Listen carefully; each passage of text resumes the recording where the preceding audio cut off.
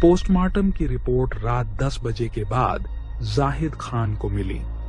उस समय तक जाहिद खान ने गांव के नंबरदार और कुछ लोगों को थाने बुला लिया था। रिपोर्ट में लिखा था कि मरने वाला गला घोंटने से मरा है और उसके मुंह में कलेजे का एक टुकड़ा था जिसका वजन एक पांव से थोड़ा कम था। डॉक्टरों ने यह भी लिखा कि वह कलेजी इंसान की नहीं बल्कि किसी जानवर की थी। जाहिद खान को डॉक्टर से जिस बात की पुष्टि करनी थी वह रिपोर्ट में साफ लिखी हुई थी। मृतक की अपनी कलेजी उसके शरीर में मौजूद थी और बिल्कुल सही सलामत थी। लाश को वारिसों के हवाले करने के बाद जाहिद खान ने मृतक के पिता को बुलाना चाहा, लेकिन पता चला कि वह तो बहुत पहले ही मर चुका है।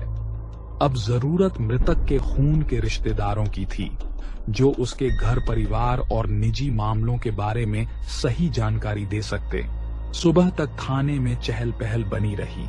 मृतक की मां की तरफ से धारा 302 के तहत FIR दर्ज की गई, जिसे जाहिद खान ने मुझे दिखाया। मैं देखा कि FIR कुछ कमजोर लिखी गई थी।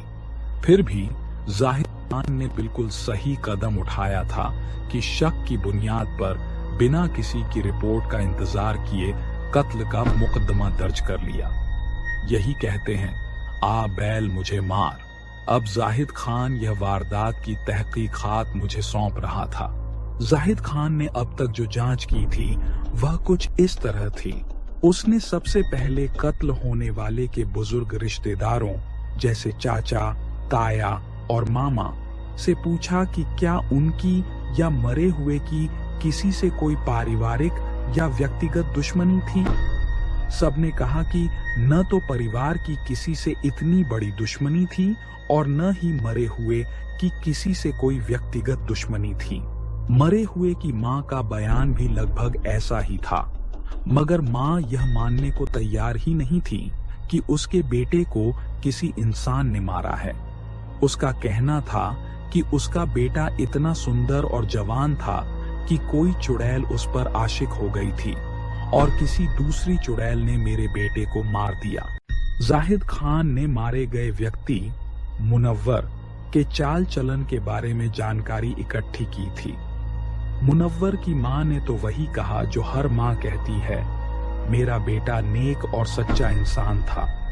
लेकिन जाहिद खान को दूसरों से कुछ और बातें पता चली थीं।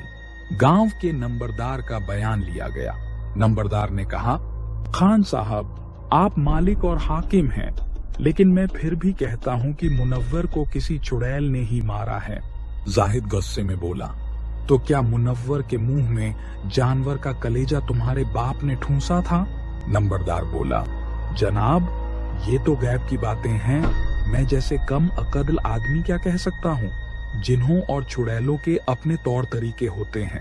जाहिद ने सख्ती से कहा, तुम कम अकल नहीं, बेईमान हो। जो मैं पूछ रहा हूँ उसका ठीक ठीक जवाब दो।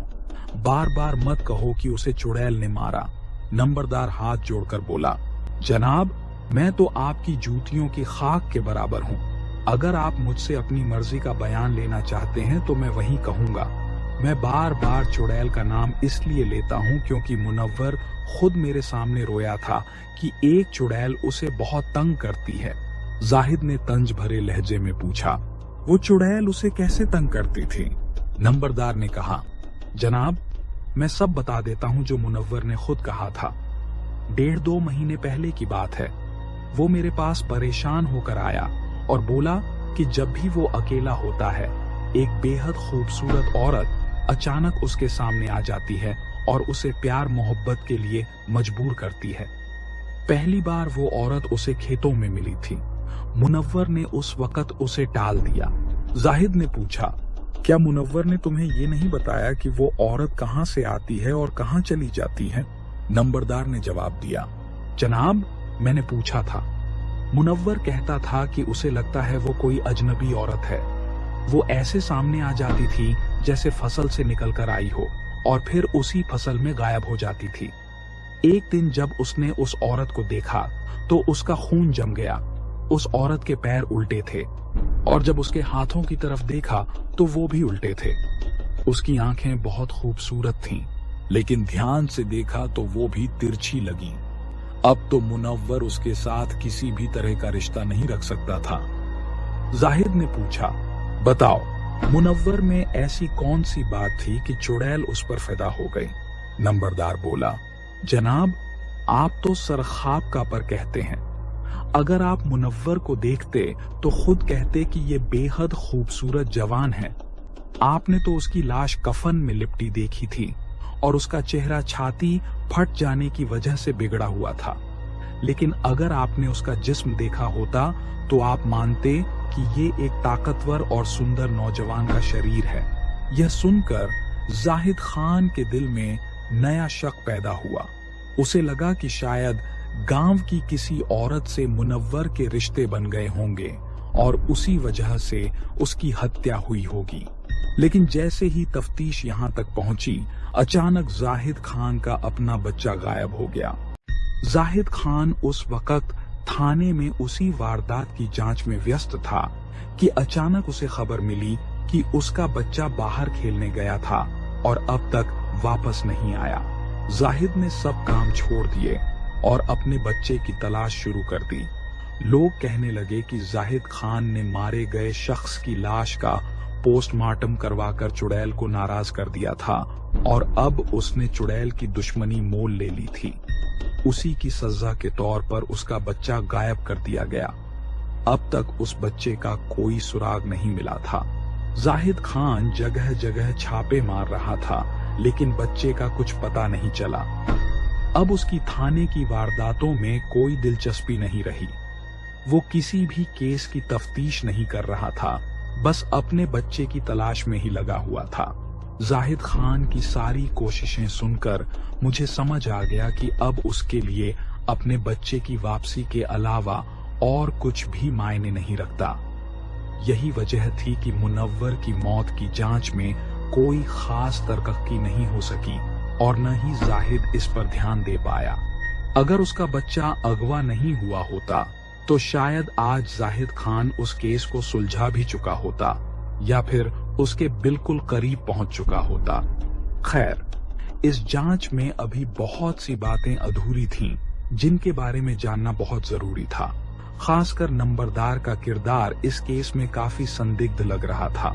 मैंने जाहिद खान से कहा, देखो जाहिद खान, तुम्हारा अपना एक तफ्तीश का तरीका है और मेरा अपना।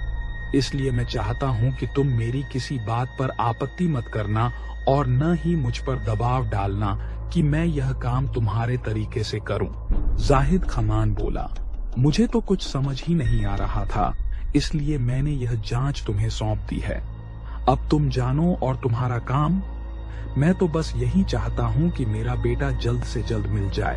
मैंने उसे तसल्ली दी और कहा, अल्लाह पर भरोसा रखो, अल्लाह बेहतर करेगा और तुम्हारा बच्चा सही सलामत वापस आएगा।